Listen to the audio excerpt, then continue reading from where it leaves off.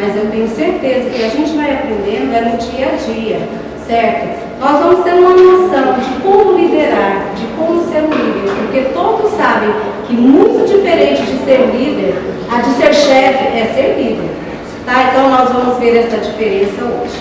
Então eu gostaria que vocês, sempre que passasse algum vídeo, sempre que passasse alguma frase, prestassem bem atenção, porque isso que nós vamos aprender hoje não é só para começar o clube juvenil. Isso aqui vai servir por toda a vida de vocês, em qualquer lugar que vocês estejam. Nós podemos ser líderes na nossa casa, no trabalho, na escola, na rua, porque ser líder, ele sabe, é uma coisa nata. Ser líder é doar, sabe? Vem de doação. Ser líder não é só mandar. Ser líder é muito mais do que isso, é comandar, tá? Então, é um prazer assim, vocês são privilegiados. Ser inteligente é um privilégio, mas a capacidade de entender o mundo é dos sensíveis e inteligentes, e você também o é. Pela sua inteligência, você sabe que o presente não é seu, entregue a uma pessoa sensível. Mas e aí, Urubu, você está indo à escola? Eu vou todos os dias, mas eu não acredito que eu vou passar de ano, não. Eu faço as tarefas, eu assisto a aula do professor de vez em quando. Mas eu não gosto muito bem da aula dele, a aula dele não presta de jeito nenhum. Sempre, as tarefas eu faço, eu até pinto o colega do lado, mas mesmo assim, eu não vou passar, pode escrever. E o clube juvenil, você está participando?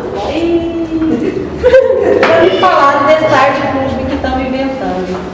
Mas eu também não acredito que isso vai funcionar, não. Será que nessa escola realmente vai ter líderes? Ah, eu não acredito, não. Será? Eu que sou uma líder nata, eu não estou acreditando muito. Imagina esses outros. Será? Eu não acredito. E o modelo de escola nova? O que você está achando? Ai, Jesus. Esse é pior ainda. Esse eu não acredito que vai dar certo. Você acha que o governo vai gostar disso? Ficar dando comida para esses meninos o dia inteiro? Vai Realmente. não vai querer mais. Eu até que estou indo nessa escola, mas eu não acredito nisso, não. Nossa, até que eu queria participar dela também. Não, eu estou até pensando em pedir transferência. Ó, não vai dar certo. Eu sei que não vai. Olha esse sol lindo. Você vai ver, daqui a pouco chove. Esse é descrente. Ou seja, não consegue ver o lado bom da vida, né? Já a águia é a rainha dos céus. A rainha que voa dos céus. A rainha é a que voa mais alto e mais rápido. É inteligente, astuta e precisa nos seus atos. Tem determinação e foco. É motivada naquilo que faz. Ela comemora a vitória. Eu quero aprender, eu quero ir lá, eu quero saber o que vai acontecer, eu quero me desenvolver, eu quero ver, eu quero olhar para mim mesmo e quero entender se eu tenho esse potencial que a gente está falando tanto de liderança, vocês estão falando tanto de liderança. Então, quem se expôs, tá? Eu acho que ainda assim é uma vitória maior ainda, porque se dispôs, se interessou, tá? E quem foi indicado para algum professor também é uma ganha muito grande, porque, ou seja, vocês estão mostrando esse no dia a dia. Mas aí, um exemplo visual. A gente vai passar um vídeo aqui que dá uma pequena explicação visual do que é ser um líder, tá?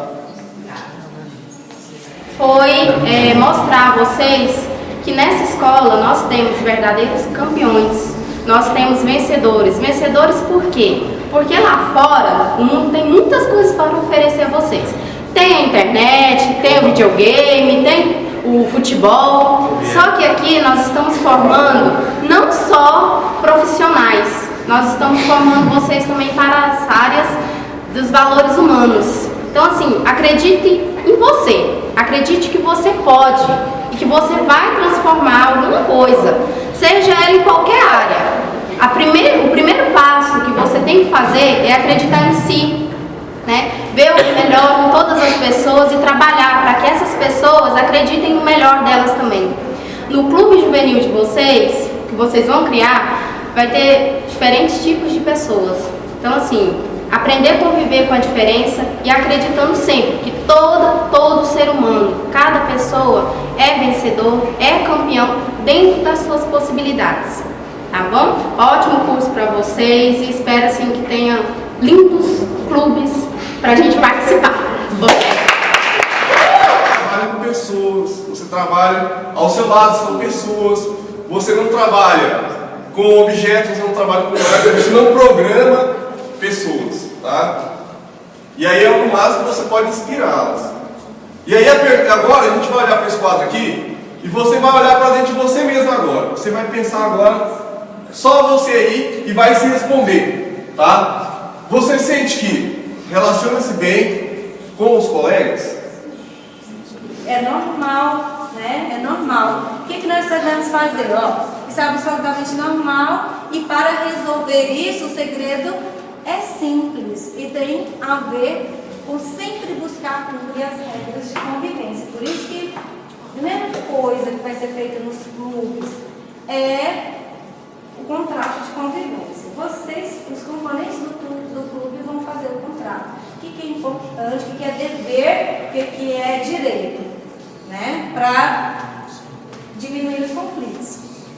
Terceiro, a falta de materiais para o trabalho. Isso aqui inclui planejamento. Se você planejou, com certeza não vai passar por isso aqui. Acontece com frequência, principalmente quando o planejamento é de insuficiente, inexistente e ineficaz. Então não pode haver falha no planejamento, porque aí falta.